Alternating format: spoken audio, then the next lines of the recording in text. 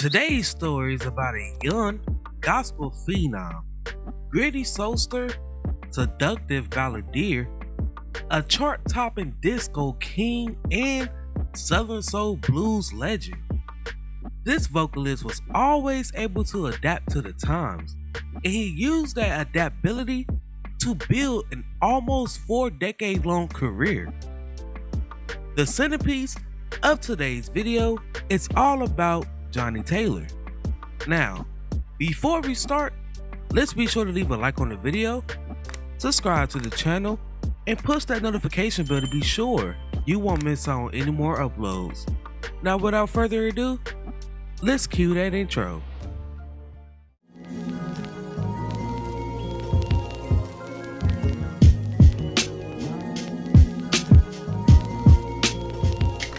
Johnnie Harrison Taylor was born on May 5th, 1934 in Crawfordsville, Arkansas.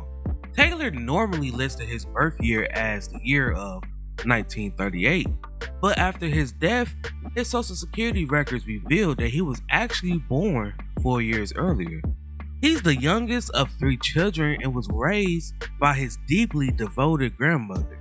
His grandmother emphasized the necessities of attending church as a child. This is where he found the love of music in church, where he decided to pursue a career in music. Taylor made his vocal debut at the age of 6 while performing in his church choir. Taylor relocated to Kansas City, Missouri when he was just 10 years old. Now, during his teenage years, he performed in the Melody Kings, which was a Christian-based group located in Kansas. The Melody Kings occasionally opened up for the legendary and influential gospel group, the Soul Stirrers. Sam Cooke, the group's lead vocalist, became friends with Johnnie Taylor. Taylor, who was just 19 at the time, relocated to Chicago, Illinois in 1955. Taylor performed with 2 groups while living in Chicago, and these groups was the Five Echoes and the Highway QCs. When Cooke departed the Soul Stirrers in 1955, he brought in Taylor to replace him.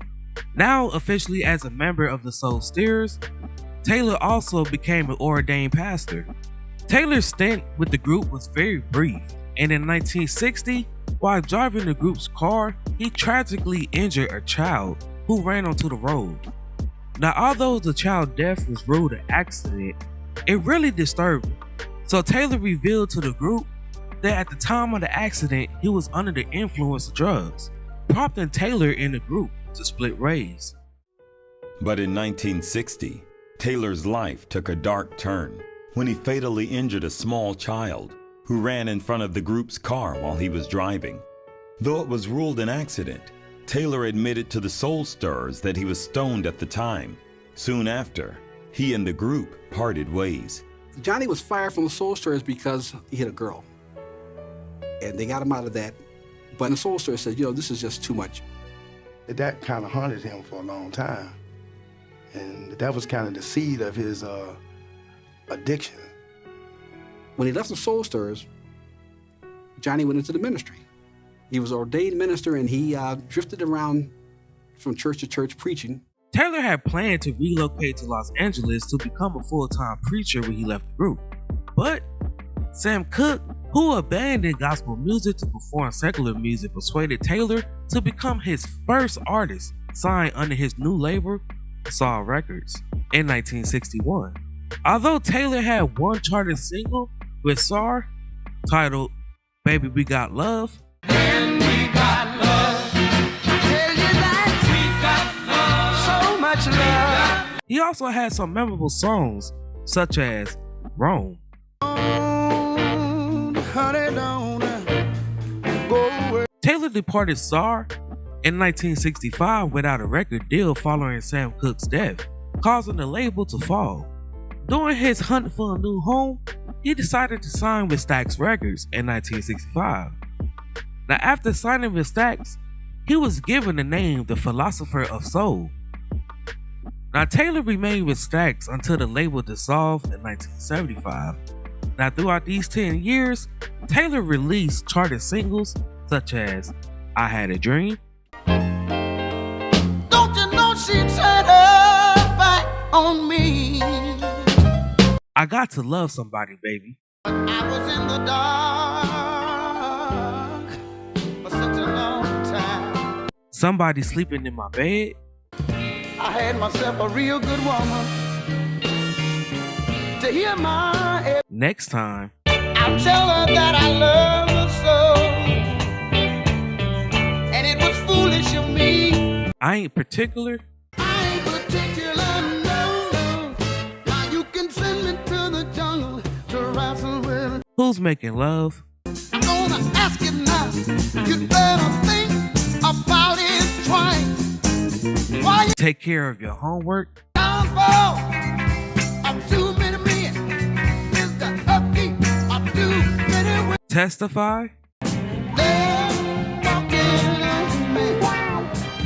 It took me by surprise. I could never be president. These presidential powers in your hand. Congress would veto the first bill I Love bones. know. 'Cause I got to get on home to my love phone. I know, Still away. but I can't wait. Come on, still wait.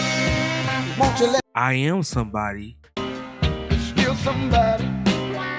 Though he gives out the wrong remedy. Jody's got your girl gone. Get ahead, working 2 jobs till you're almost dead. I don't want to lose you. And when he finished with me, you know what he told me? He said, Johnny, you don't have no Hijacking love. need it. That's why he never turns away. Now let me ask you something, girl. If somebody can, Standing in for Jody.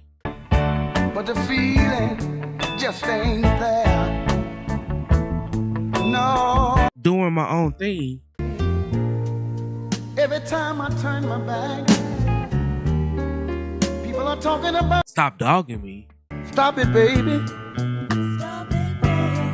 Stop dogging me around. I believe in you. Oh, I feel sorry. I feel Cheaper to keep her. sad, y'all. It's cheaper to keep her. It's cheaper to keep her. See, when you get We getting careless with our love. catch us sleeping, we'll be caught up in the wrong. I've been born again. Saturday night in the city, parties on every It's September. home. By the 4th of July, tell me why. And try me tonight. So the loving you can flow, girl. During his 10 years with Stax, Taylor released many charted albums such as Wanted, One Soul Singer, in 1967 that peaked at number 26 on the Billboard Top R&B Albums charts. Who's Making Love, which peaked at number 42 on the Billboard 200 charts and number 5 on the Billboard Top R&B Albums charts, along with Raw Blues that peaked at 126 on the Billboard 200 charts and number 24 on the Billboard Top R&B Album charts, and Rare Stamps that peaked at number 33 on the Billboard Top R&B Album charts. Now all 3 of these albums was released in 1968.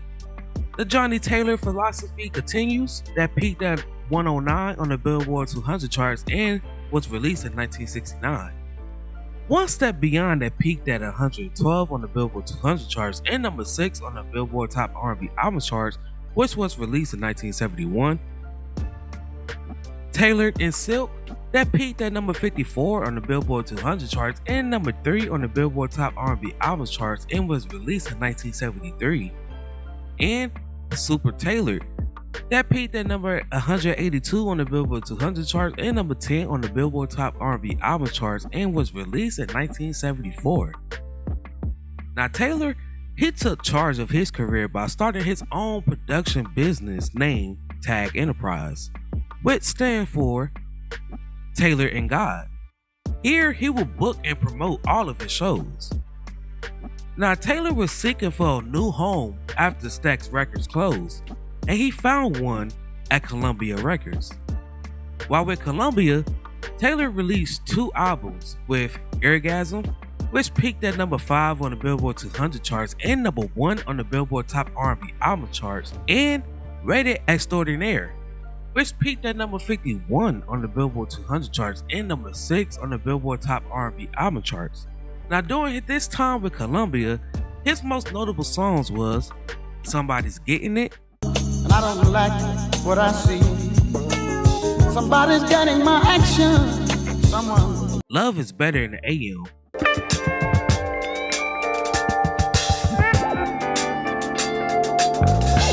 and Disco Lady. Shake it up, shake it down, move it in, move it around. This is cool.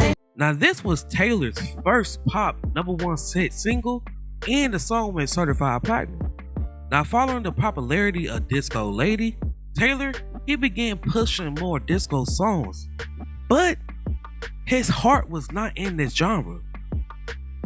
As his recordings began to decline, Taylor's bad habits really increased. And as Taylor's record sales began to fall off in the late 70s, his intake of other substances began to rise.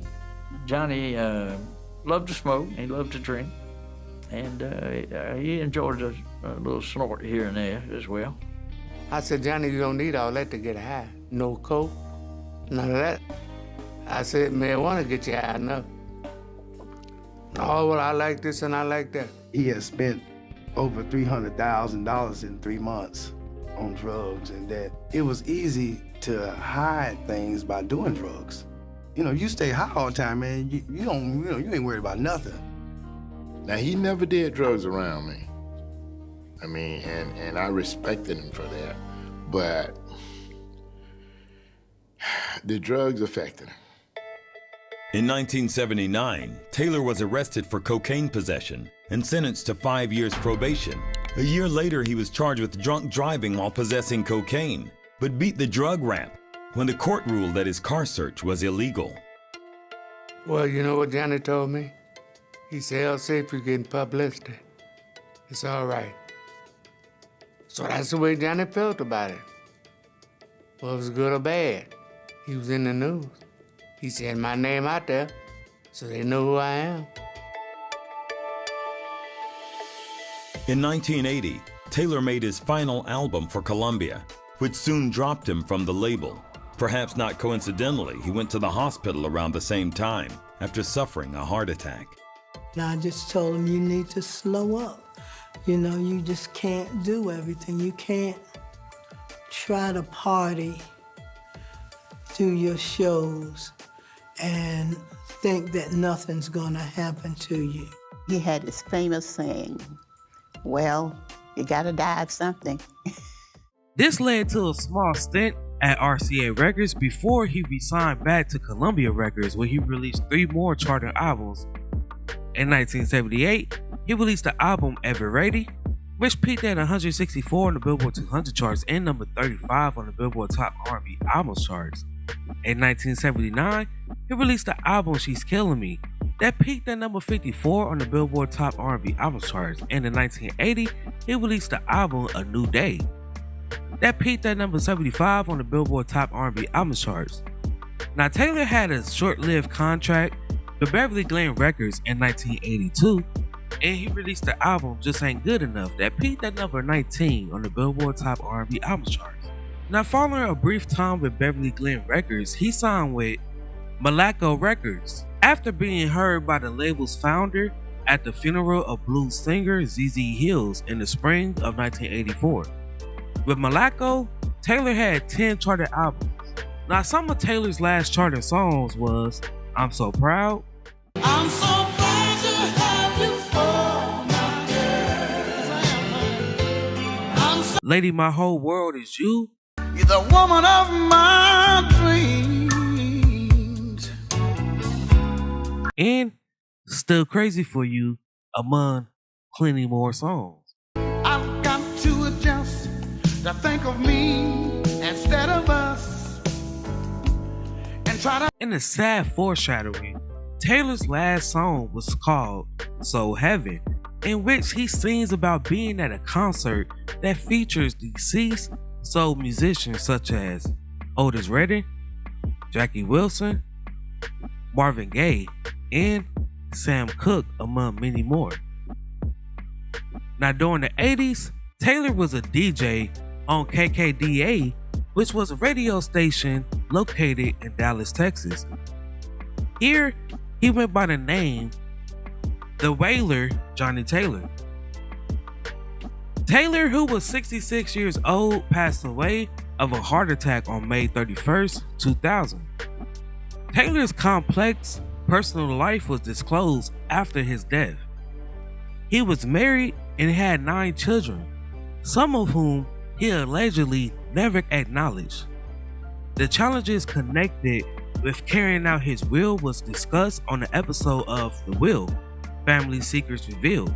Taylor received the Rhythm and Blues Foundation Pioneer Award in 1999. In 2015, he was inducted into the National Rhythm and Blues Hall of Fame. And in 2022, he was inducted into the Blues Hall of Fame. Now, before we go, I have a few questions for you all. Do you think Johnnie Taylor deserves to be into the Rock and Roll Hall of Fame? If so, why? Also, what is your favorite song from Johnnie Taylor?